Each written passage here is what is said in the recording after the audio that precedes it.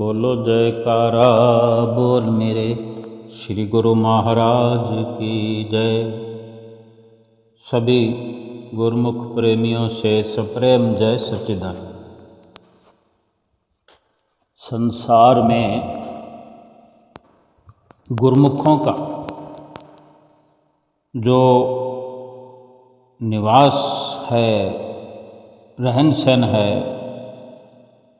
या जब तक गुरुमुखों का संसार में रहना है वो किस तरह होना चाहिए, संतों महापुरुषों के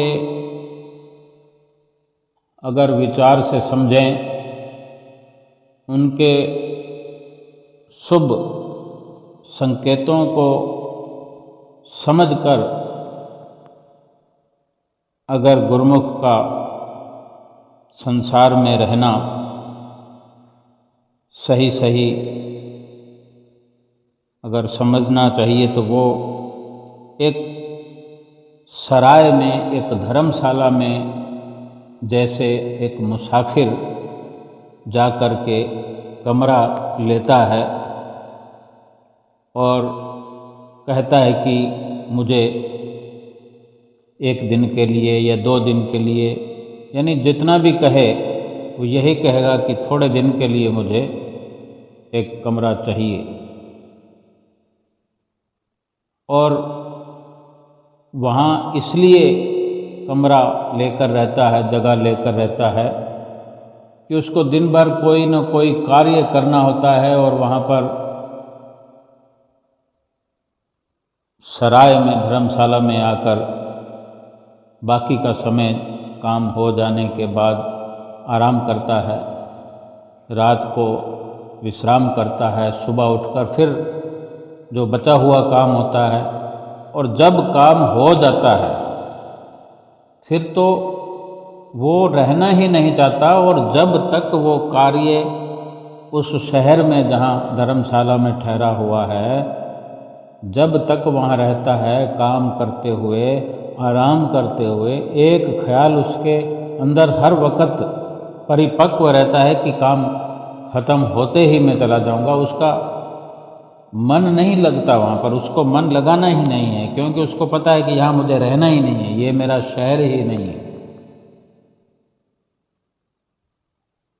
और कितने लोग उस धर्मशाला में होते हैं, सराय में, कितने लोगों को देखता है, कितने लोगों से मिलता है, दुआ सलाम करता है, और जब बाहर काम की ओर निकलता है तो वहाँ कितने लोगों से मुलाकात होती है, कितने लोगों से दुआ सलाम होती है, राम राम होती है, लेकिन वो कहीं किसी से दिल ही नहीं लगाता। उसको समय नहीं है इन सब चीज़ों के लिए। वो अपने जिस काम के लिए आया है उस शहर में, उसी में लगा रहता है कि मेरा काम हो जाए और मैं चला जाऊँ, मेरा काम हो तो मैं वो कमरा खाली करूँ और चला जाऊँ।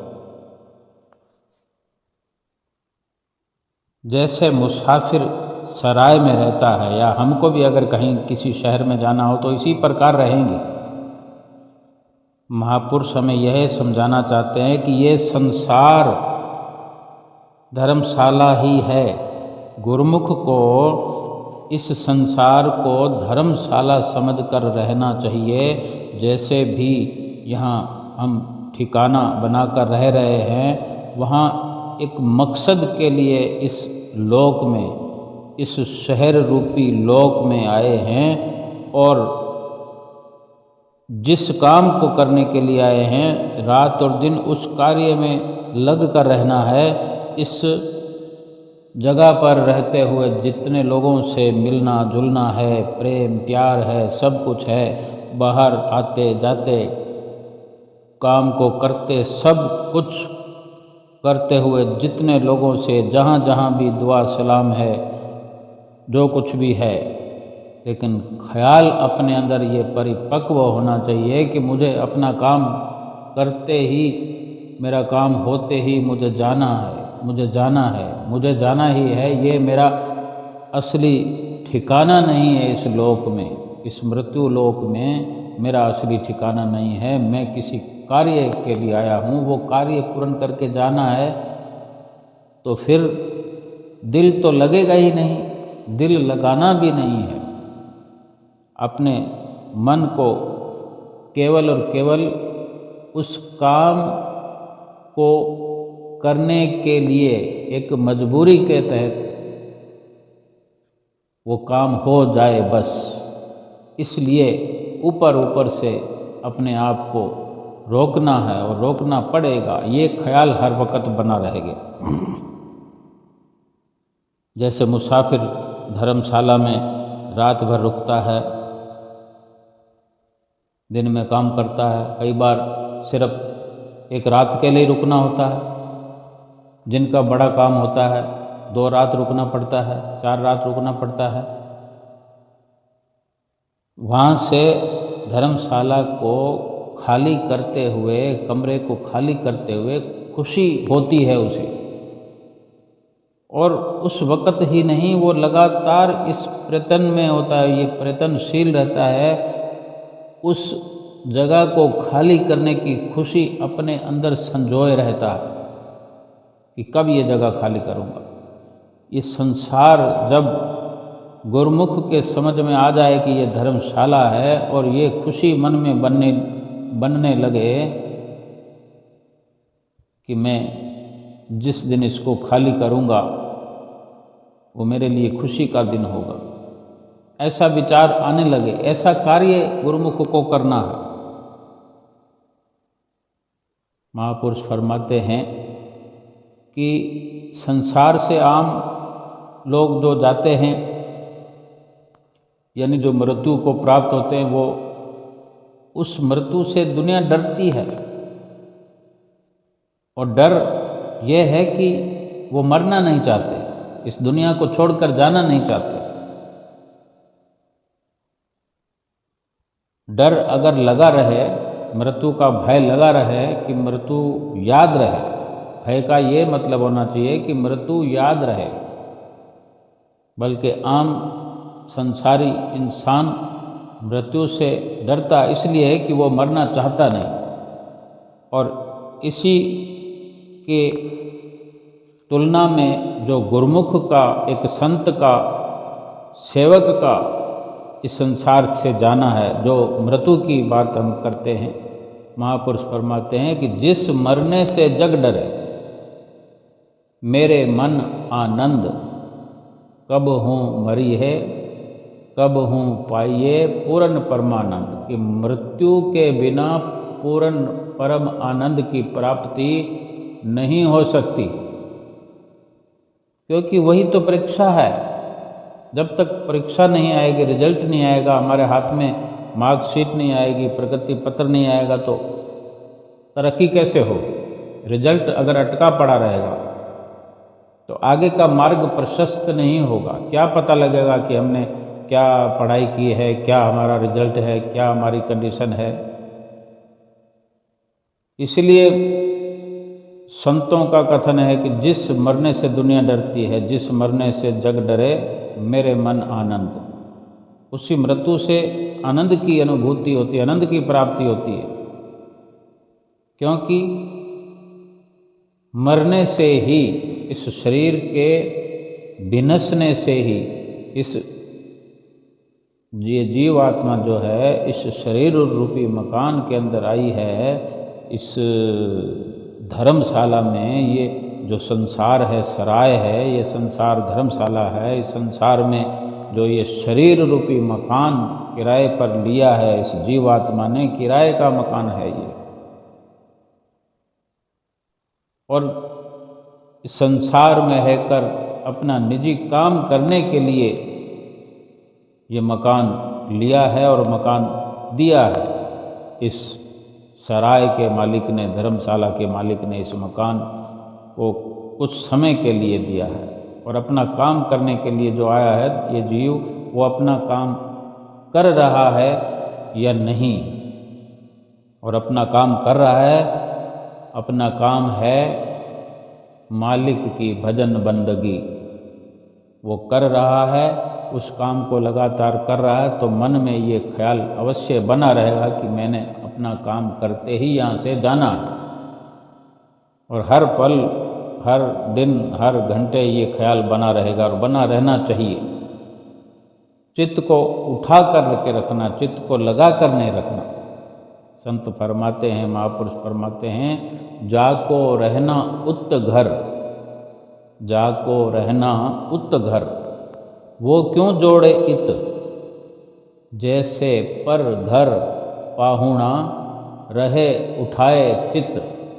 यानी जिसको उस घर में रहना है, जाको रहना उत घर, जिसको उस घर में रहना है, जिसको उस घर में जाना है, जिसका घर ही वो है जहाँ जाना है या जहाँ से आया है, वो निज घर जो मालिक का देश है, जिसको उसी घर में जाकर रहना है, तो वो यहाँ पर जब ये धर्मशाला की न्यायी है ये संसार, यहाँ पर क्यों जोड़ना है चित्त को, दिल को लगाना ही क्यों है। जब दिल लगेगा नहीं तो यहाँ से जाते वक्त परेशानी नहीं होगी, कोई चिंता नहीं होगी, कोई दुख नहीं होगा। अगर दिल यहाँ पे जोड़ लिया तो अपना घर तो हम भूल गए। अगर कोई धर्मशाला को अपना निजी घर समझ बैठे तो अपने घर से तो गया और वहाँ कोई रहने देगा नहीं। दुख तभी पैदा होता है जब पराई चीज को, बेगानी चीज को अपना समझा जाने लगता है, और जब बेगानी वस्तु को बेगानी और अपनी निजी चीज को ही निजी वस्तु कोई भली भांति समझता है, उसे इस प्रकार दुखी नहीं होना पड़ता। और जिसको उस घर में रहना है वो यहाँ दिल को नहीं लगाएगा, इस दुनिया में एक उपरामता करके रहेगा, एक वैराग धारण किए रहेगा कि मुझे जाना है, मुझे जाना है, क्या पता।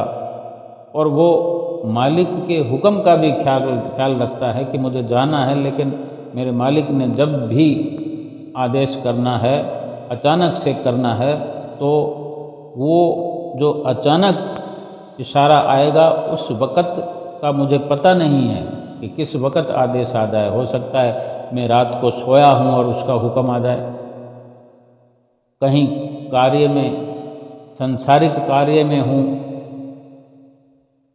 किसी से मिल रहा हूँ, किसी के साथ हूँ, कहीं अकेला हूँ, कभी भी आदेश आएगा तो मुझे पता नहीं। उसे ये दुख नहीं है कि मुझे कब बुला लिया जाए, फिर क्या होगा।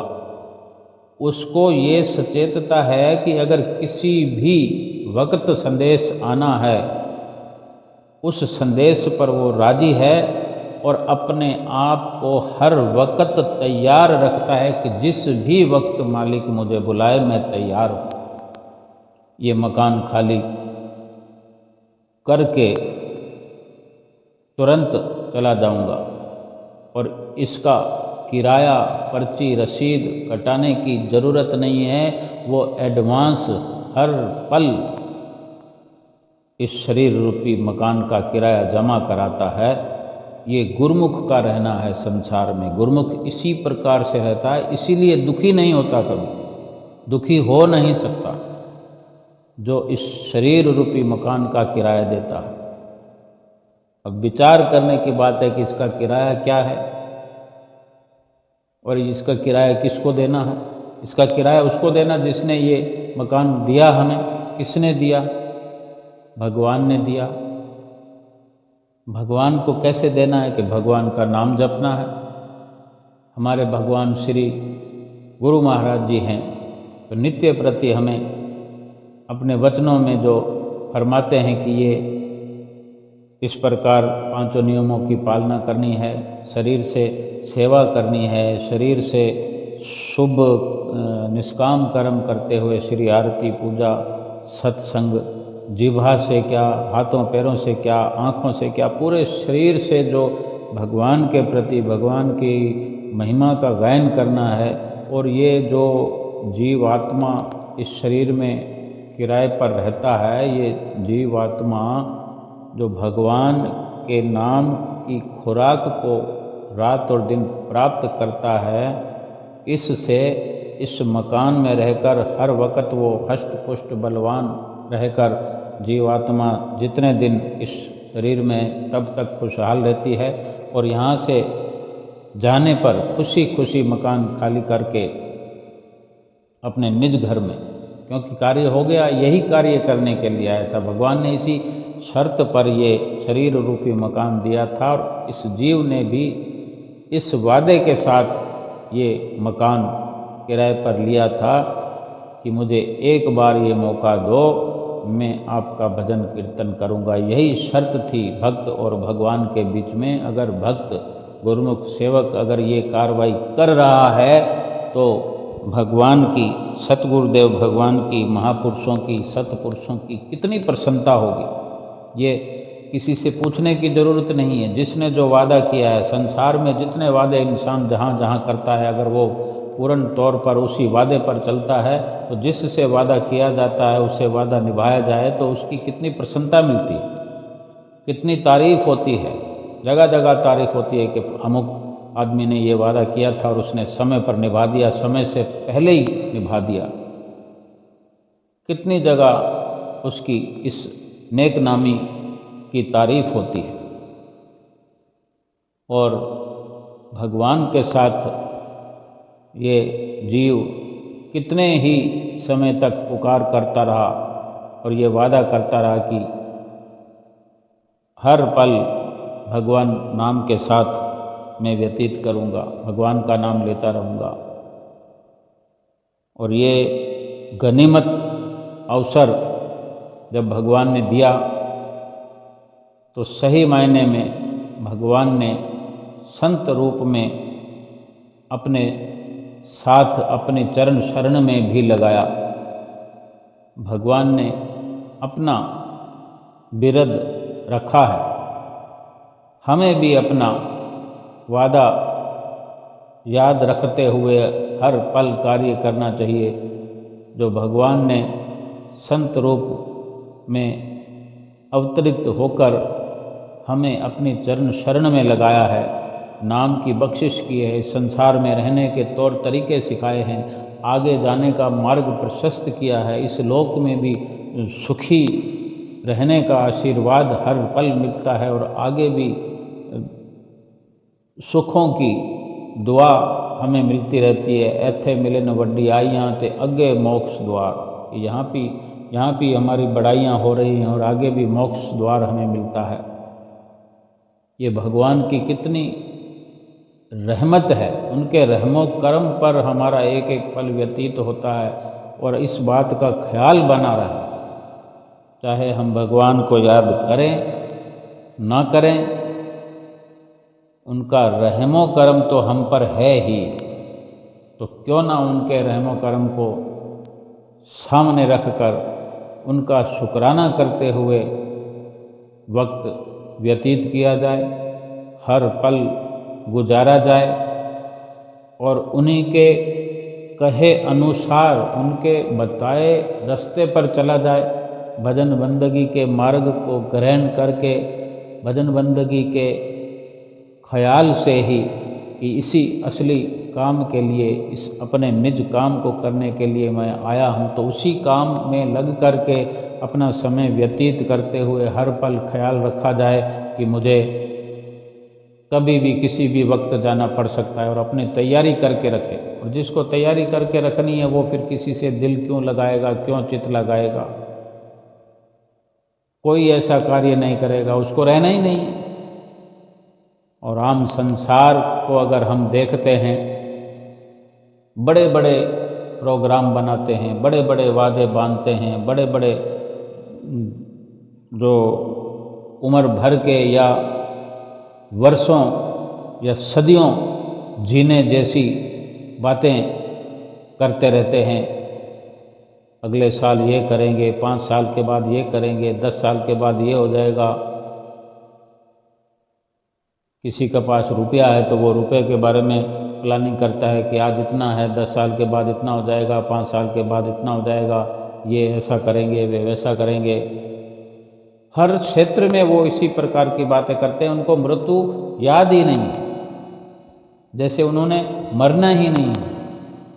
और जब थोड़ी कोई दुख दुविधा आ जाए और ऐसा भान होने लगे कि मृत्यु भी हो सकती है, तो वो विचलित हो जाते हैं, छटपटाने लगते हैं।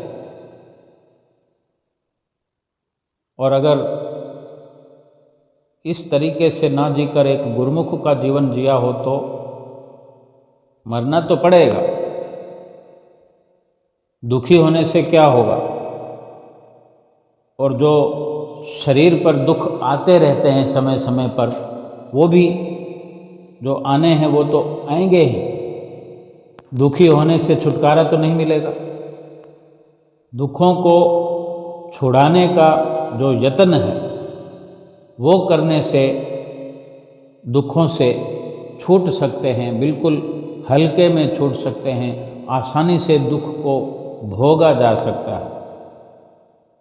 संसार में ज्ञानी और अज्ञानी का जो फर्क है वो भी महापुरुष बताते हैं। तुलसी या संसार में दुख सुख सबको होए, ज्ञानी काटे ज्ञान से और अज्ञानी काटे रोए। जो ज्ञानवान होता है अपने दुख को काटने के लिए अपने मालिक का, अपने सतगुरु का नाम शब्द जो मिला है उसका अभ्यास नित्य प्रति करते हुए दुख आने से पहले ही वो लगभग सारा दुख समाप्ति हो जाता है, दूर दूर से ही समाप्त हो जाता है। केवल दुख की परछाई मात्र आती है, तो कई बार तो गुरुमुख को पता ही नहीं चलता कि कब दुख आया और चला गया।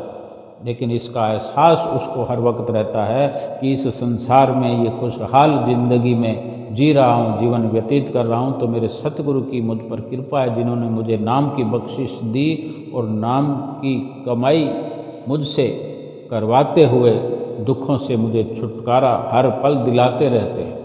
ये एहसास बना रहता है, क्योंकि वो संसार पर उसकी ये नज़र जब घूमती है तो उसको नज़र आता है कि मेरे जैसा संसार में कोई सुखी नहीं है। क्योंकि एक गुरुमुख का जो ख्याल है, ध्यान है, जो जुड़ाव है, वो सुखों के भंडार से है। सुखों के भंडार से उसका जुड़ाव है, कनेक्शन। और जो उसके बदले में जो कार्रवाई करनी होती है वो भली भांति एक गुरुमुख के जीवन में हर पल वो कार्रवाई होती रहती है। वही उसी कार्य शैली से अपना जीवन व्यतीत करता है जो सुखों वाली कार्रवाई है, जिससे सुख मिलता है, जिस कार्य को करने से हर पल एक सच्चे सुख की प्राप्ति होती है। वो जो कार्य हैं वो केवल और केवल जीवात्मा के निमित्त किए जाते हैं। परमात्मा की भजन भक्ति में शरीर का ख्याल रखना जरूरी है, इसलिए इस शरीर से मालिक की बंदगी करना है। इतना ही ख्याल रखना है कि ये शरीर स्वस्थ रहे, शरीर से उतना ही काम लेना है कि ये भली भांति कर सके। ज़्यादा इसको संसार के कार्यों में लगा कर कि भजन बंदगी भूल जाए, भजन बंदगी नहीं कर सके, नित्य नियमों की पालना ही नहीं कर सके, समय नहीं मिला भजन करने के लिए, समय नहीं मिला, 2 घंटे भजन कैसे करूं। अगर कभी बैठने का प्रयास शुरू हो भी जाए तो बैठ ही नहीं पाता। फिर थोड़ी थोड़ी देर में घड़ी का देखना, थोड़ी थोड़ी देर में इधर उधर बगले झांकना, ऐसा चलता रहता है। और फिर कई समय तक बैठने का प्रयास ही नहीं होता, मन इतना उचाट रहता है, क्योंकि वो ख्याल उस सांसारिक कार्यों में जुड़ा हुआ है। संसार के भंडार से उसका जुड़ाव है, संसार के कार्यों में दुख है, यानी दुखों वाली जगह पर, दुखों वाले भंडार से जुड़ाव है, उसको दुख ही मिलेगा, सुख कहाँ से मिलेगा। भगवान का नाम जपने के लिए, भगवान के रास्ते पर चलने के लिए, भक्ति मार्ग पर चलने के लिए समय ही नहीं बचता। और जब कभी प्रयास करे तो नींद आने लगती है। नींद नहीं आएगी तो कहीं से समाचार आ जाएगा, कहीं जाना पड़ जाएगा। यानी इतना फैलाव कर रखा है, इतना फैलाव है आम इंसान के जीवन में कि वो भगवान नाम को अहमियत दे ही नहीं पाते। फिर कहाँ से वो उस कार्य में सफल होगा, कहाँ से फिर सुख की प्राप्ति होगी। 24 घंटे जिस प्रकार का प्रयास होगा तन से, मन से, धन से, जिस प्रकार का व्यापार होगा, जिस प्रकार का सौदा होगा, वहीं पर ख्याल रचा पचा रहेगा, वहीं पर उन्हीं उलझनों में 24 घंटे फंसा रहेगा। नींद में भी उसी प्रकार के स्वप्न आते हैं। एक पल के लिए भी सच्चे सुख का श्वास नहीं आता। और यही संसार की तरक्की है। इसी तरक्की के अंदर रच पच गया है इंसान और भगवान को भूल गया है, भगवान के नाम को भूल गया है, अपना जो वादा करके आया उसको भूल गया है। और जो गुरमुख प्रेमी होते हैं वो हर वक्त केवल और केवल अपने मालिक का ध्यान करते हैं, मालिक का ख्याल करते हैं। उनके जीवन में खुशियाँ ही खुशियाँ होती है। अगर कोई कष्ट आता भी है तो हल्का, जैसे कभी दूर से दिखाई देता है कि आंधी आ रही है, तूफान आ रहा है। और वो कई बार ऐसा होता है कि ऐसी हवा चलती है कि वो दूर से आती है, जहाँ हम खड़े हैं, जहाँ हम खड़े होकर देख रहे हैं, वहाँ आते आते बादल थोड़े हल्के धुंधले होते हैं और देखते ही देखते वो आंधी चारों ओर घुल मिल जाती है और थोड़ी देर में आसमान साफ हो जाता है। तो हमको उस वक़्त ऐसा एहसास होता है कि कितना गंभीर वातावरण बनने लगा था, लेकिन देखते ही देखते बिल्कुल आसमान साफ हो गया। न जाने ये तूफ़ान जो नज़र आ रहा था, काले पीले बादल दिखाई देने लगे थे, आसमान काला नीला हो गया था। अगर ये तूफ़ान यहाँ पर आ जाता तो कुछ और ही अवस्था हो जाती, लेकिन सब कुछ साफ हो गया। तो जिनके ऊपर सतगुरु की कृपा होती है, जिनके सिर पर, जिन गुरुमुखों के सिर पर सतगुरु का हाथ होता है, उनको दुख आता है, लेकिन केवल दुख नाम की परछाई ही उनके सर से होकर गुजर जाती है और पूरे के पूरे दुख को सतगुरु देव महाराज जी समेट देते हैं और अपने गुरुमुख को बड़े अच्छे से सुखों से भरपूर कर देते हैं। एक भक्त्यानी दिल्ली में श्री गुरु महाराज जी के समय की, पंचम पातशाही गुरु महाराज जी के समय की लीला है कि एक घर के अंदर कुछ मेहमान आए और भगत जी घर पे नहीं थे।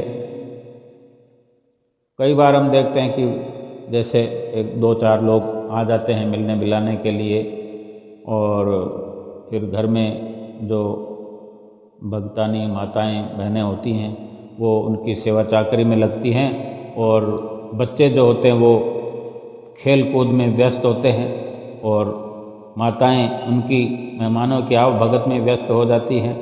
तो वो भक्त्यानी जो थी वो उन अतिथियों की आव भगत में व्यस्त हो गई, और दो बच्चे उनके थे, एक बेटा और एक बेटी, छोटे बच्चे थे, जो खेलते कूदते हुए कहीं बाहर निकल गए और जाने कहाँ दूर चले गए।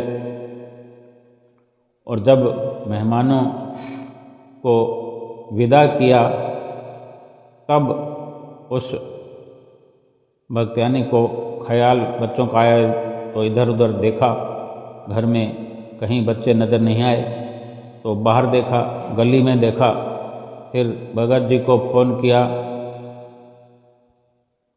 तब तक पूरे मोहल्ले में देखा, बच्चे दिखाई नहीं दिए, कहीं से भी कोई आशा की किरण नज़र नहीं आई। तब तक भगत जी अपना काम बीच में छोड़कर, सब काम छोड़कर अपने घर आए और भक्तानी के साथ निकल पड़े बच्चों की तलाश में। इधर उधर गली गली में पूछते हुए घूम घूम कर देख रहे थे इधर उधर, और वो भक्तानी जो उसका रो रो कर बुरा हाल, सभी जगह से निराश होकर फिर आखिरकार कई घंटे लगने के बाद सोचा कि अब पुलिस में रिपोर्ट दर्ज कराएं। वो भक्त्यानी जो थी वो गिरने पड़ने लगी, बेसुध होने लगी। तो भगत जी ने जैसे तैसे करके भक्तानी को सहारा देकर एक जगह बिठा दिया, और भक्तानी वहाँ बैठे बैठे आँखें कभी खुली कभी बंद, तो गुरु महाराज जी की याद करने लगी। जहाँ बिठाया था भगत जी ने, गुरु महाराज जी को याद करते हुए अपने सुरती को अंतर्मुखी किया और अंतर हृदय से ही गुरु महाराज जी के चरणों में गुहार लगाई, अपनी विनती कर रही है कि हे गुरु महाराज जी, ये हमारे गृहस्थ जीवन का ये जो संतानें हैं ये आधार हैं और ये मुसीबत आ पड़ी है, बच्चे कहीं खो गए हैं, ये बच्चे आपके ही तो हैं, आपकी देन है। अब ये मुसीबत मेरे पे आई है और आज अगर ये नहीं मिलेंगे तो मेरा क्या हाल होगा, मैं खुद नहीं जानती, क्या पता मेरे प्राण ही ना निकल जाएं। तो इस प्रकार सच्चे दिल से आंतरिक पुकार जो उसने की, श्री गुरु महाराज जी के चरणों में पुकार स्वीकार हो गई। श्री गुरु महाराज जी उसको ख्याल जो उसने अपनी सुरती को अंतर्मुखी कर रखा है, गुरु महाराज जी से ही सारा कुछ आंख बंद किए हुए प्रार्थना कर रही है, तो उसको दर्शन तुरंत हुए। गुरु महाराज जी प्रकट हुए, उसको अपने अंदर दर्शन दिए और सिर पर हाथ रखा। फिर गुरु महाराज जी ने और सारा हाल पूछा, तो फिर से उसने देखते ही देखते पलों सेकंडों में ही दोबारा श्री गुरु महाराज जी को दर्शन करते हुए अपनी सारी जो हुई आप बीती सुनाई। और सब कुछ सुनकर श्री गुरु महाराज जी ने इशारा किया कि देख, थोड़ा आँख खोल कर देख, तेरे बच्चे सामने ही तो खड़े हैं, तुम्हारा इंतज़ार कर रहे हैं। तो भक्तानी ने आँखें खोली तो बच्चे सामने खड़े हुए पाए। उसने जोर से जयकारा लगाया, अंतर्यामी भगवान की जय, घट घटवासी भगवान की जय। ये दुख आता है इस प्रकार, लेकिन श्री गुरु महाराज जी अपने अनन्य भक्तों की, अपने गुरुमुख प्रेमियों की पुकार को सुनकर सारे दुख कष्ट उनके मिटा करके उन्हें भला चंगा कर देते हैं, उनको हरा भरा कर देते हैं। क्योंकि जब गुरुमुख अपने सतगुरु को ही अपना सहारा मानता है, उन्हीं को सब कुछ मानता है, उन्हीं को सर्वस्व अपना समर्पण कर देता है, संसार में रहते हुए, संसार के काम धंधे करते हुए, लेकिन अपने दिल में, अपने अंतःकरण में अपने सतगुरु का ही सिंहासन बना करके उनको विराजमान करके उनको हर वक्त हाजिर नाजिर जानकर उनकी स्तुति गायन में लगे रहते हैं, गुरु महिमा में लगे रहते हैं, भजन के समय भजन करते हैं, नित्य नियमों के समय नित्य नियमों की पालना करते हैं और श्री दर्शनों के समय श्री दर्शन करने जाते हैं। हर प्रकार से एक गुरुमुख का जीवन व्यतीत करते हैं और गुरुमुख ही अपने सतगुरु का जो कहना मानते हैं, उनकी आज्ञा में रहते हैं। आज्ञा मानने वाला ही, जिनका मुख अपने गुरु महाराज जी की तरफ हो, वही गुरुमुख कहलाते हैं। और इस प्रकार जीवन व्यतीत करते हुए हर गुरुमुख अपने गुरु महाराज जी की प्रसन्नता के पात्र बनते हैं और लोक सुहेला करते हैं। बोलो जयकारा बोल मेरे श्री गुरु महाराज की जय।